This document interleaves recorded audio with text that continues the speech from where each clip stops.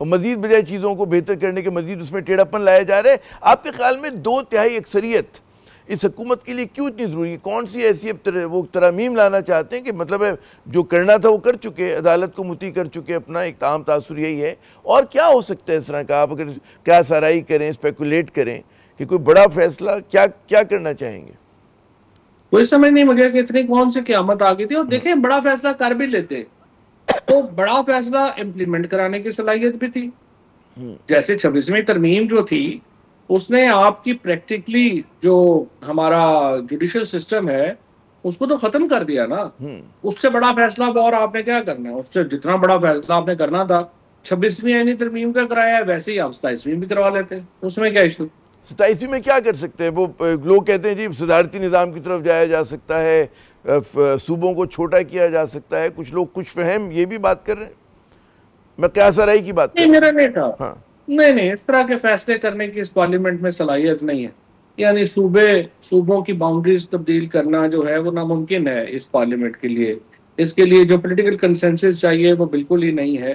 और ऑलरेडी पाकिस्तान इतना डिवाइडेड है, उसको फर्दर अगर डिवाइड करने की इस तरह से करेंगे तो वो ज़ाहिर है कहाँ कर सकेंगे। असूली तौर के ऊपर तो कराची और गवादर जो हैं उनको डेफिनेटली हमें फेडरल सिटीज बनाना चाहिए और उनको जो है वो एक इंडिपेंडेंट एडमिनिस्ट्रेटिव स्ट्रक्चर्स देने चाहिए। लेकिन बहरहाल इस पार्लियामेंट में तो वो सलाहियत वो नहीं है कि वो ये सारे काम जो है वो बेसिक काम भी कर सकें। वो मेरा नहीं ख्याल इस तरह का कोई बड़ा फैसला करने की पार्लियामेंट में सलाहियत है। ये ठीक है, जजों को अगर इन्होंने और रिवॉर्ड करना है, क्योंकि इतने कीमती जजेस शायद कहीं और ना मिले, इनकी उम्रें बढ़ा दें, इस किस्म के जो डू यू छोटे थिंक मोटे ये चक्कर हैं। फैसला इसलिए मतलब है कि पीटीआई को मजीद कहते हैं दीवार से किया गया, इसकी सिंबॉलिक वैल्यू ये थी क्योंकि तहरीक इंसाफ की सफ़ों में अगर जो हम बात किया करते थे कि कहीं उम्मीद थी थोड़ी बहुत भी कि जी इस्टेब्लिशमेंट से मुफाहमत हो जाएगी, इस निज़ाम से मुफाहमत हो जाएगी, वो तो इस फैसले के बाद बिल्कुल ख़त्म हो गई है, मुस्तक़बिल करीब में नहीं होगा। और अब तो अंदाज़ा ही हो रहा है कि इमरान खान और तहरीक इंसाफ की मुश्किलात और बढ़ेंगी। आपकी क्या राय? इससे बड़ा तो गोली ही मारना रह गया है। अब इससे ज्यादा और क्या मुश्किलात बढ़नी है? छठा बंदा आज जो है वो केस में मैं देख रहा हूँ कि छठा आदमी है जो कि इस वक्त जो है वो जान से चला गया है। 2 ढाई साल से इमरान खान जो है वो जेल में है। उसके बाद आपका जो उसके बाद जो हमारे उनकी बीवी जो है वो 15 महीने से जेल में है। शाह महमूद कुरैशी, जाज चौधरी, महमूद रशीद, यास्मीन राफेल, ये 2 ढाई सालों में जेल में है और अब हमें दोबारा जेलों में भेजने लगे हैं। ये फैसलाबाद के 9 मई के रात को 12-12 बजे तक ट्रायल हो रहा है। इसके बाद तो फिर मतलब गोलियां मारना ही रह गया है। वो भी कितने आपको पता नहीं क्या अब इसके खदशे, बारे में कितने एमएनएस जो हैं पीटीआई के जो हैं वो अपनी सीट जो है वो खो सकते हैं? पीटीआई का हाल ये है कि उनके कोर कमेटी ग्रुप में एक डिस्कशन हो रही थी कि 42 एमएलए और एमपीए जो है उनको सजा हो जाएगी, तो फिर फौरी तौर के ऊपर हमें लिस्टें बनानी चाहिए कि इनकी जगह इलेक्शन कौन लड़ेगा। मतलब आप अंदाजा लगाएं कि बजाय इसके कि पार्टी उन लोगों के साथ खड़ी हो जो बेचारे जेलों में जा रहे हैं, करने लगे हैं, ये कह रहे हैं कि कुर्बानी के बकरे जो हैं वो ज़िबा हो गए, नए अब बकरे नए ले आए, नए नए बकरों की तलाश है। अच्छा, नए बकरों की तरह। हाँ, जिस हिकमत अमली पे आप देख रहे हैं 2022 से पीटीआई गामजन है, उसका नतीजा नहीं निकला, मतलब है मुश्किलात ख़त्म नहीं हुई, इमरान खान बदस्तूर जेल में है। हिकमत अमली में क्या तब्दीली लाई जा सकती है पीटीआई की? आप मशवरे देते रहें वक्तन फ़वक्तन, कोई सुन नहीं रहा आपकी बात, मैं चाहूँगा फिर दें आप। देखिए जी, मेरा मशवरा तो सीधा सीधा है। हाँ, आपको अपोजिशन अलायंस बनाना है और हुकूमत और इस्टेब्लिशमेंट से आपने बात भी करनी है, साथ आपने जो है अपनी तहरीक की तैयारी भी करनी है, ताकि मुज़ाकरात जब हों तो हुकूमत को मालूम हो कि उसकी नाकामी का कॉन्सिक्वेंस होगा। इसलिए आपको तहरीक की भी तैयारी करनी है और आपको बातचीत भी करनी है। This is how politics should be run. और आप कहते हैं इसमें जो है शहबाज हुकूमत से भी बात करें, इंतजार करें कि जी जब हमें इस्टेब्लिशमेंट से बात मुमकिन होगी तभी करेंगे। 100% शहबाज हुकूमत से बात करनी चाहिए। नून लीग में भी तो आखिर डेमोक्रेट्स है ना। नून लीग में भी तो बेशुमार लोग बैठे हुए हैं जो हैरान है कि हमारे साथ हो क्या गया। आपने जो पीपल्स पार्टी में भी ऐसे लोग हैं। पार्टीज जो हैं जो लाखों लोगों की पार्टियां हैं, सारे लोग जो हैं वो बुरे तो नहीं है, सारे लोग अच्छे भी नहीं है।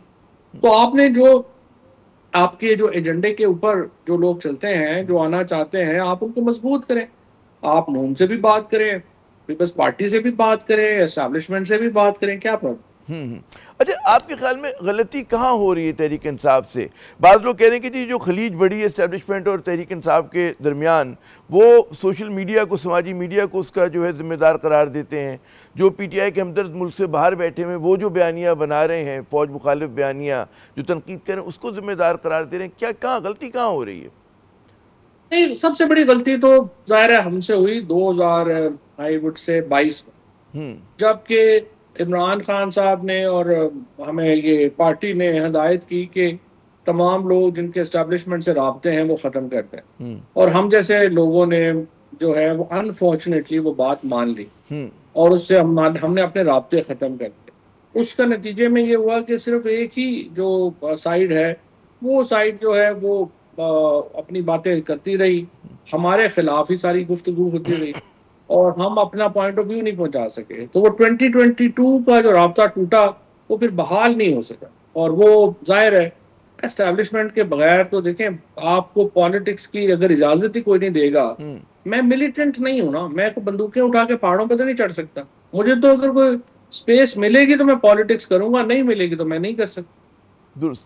अच्छा, क्या आप समझते हैं कि इमरान खान को अपनी टीम में बैटिंग ऑर्डर में तब्दीली लाने की ज़रूरत है? वो जो कुछ पार्टी में से लोग चले गए हैं उनको, उनके लिए दोबारा से दरवाजे खोलें, उनकी वापसी के लिए जगह बनाएं। आप समेत, आप हैं और कई लोग हैं जो आना भी चाहते हैं, पार्टी को दोबारा से उसकी खिदमत भी करना चाह रहे हैं। आमिर भाई, उन लोगों को तो चले आप छोड़ ही दें ना, हम लोगों को तो छोड़ ही दें। मुझे आप बताएं, शाह महमूद कुरैशी की पार्टी में इस वक्त क्या हैसियत है? मुझे आप बताएं, एजाज चौधरी की पार्टी में क्या हैसियत है? महमूद और रशीद से को कितना पूछा जाता है कि ये पार्टी पॉलिसी है, आप बताइए इसके ऊपर आपका मशवरा क्या है? यास्मीन राशिद को कितना पूछा जाता है? जो लोग जेलों में हैं उन लोगों को कितनी अहमियत हासिल है कि आप कहें कि जो लोग चले गए हैं उनसे पूछें? जाहिर है कि इस पार्टी में, to be fair with, Asad Umar के लेवल का एक भी आदमी जो है वो नहीं है।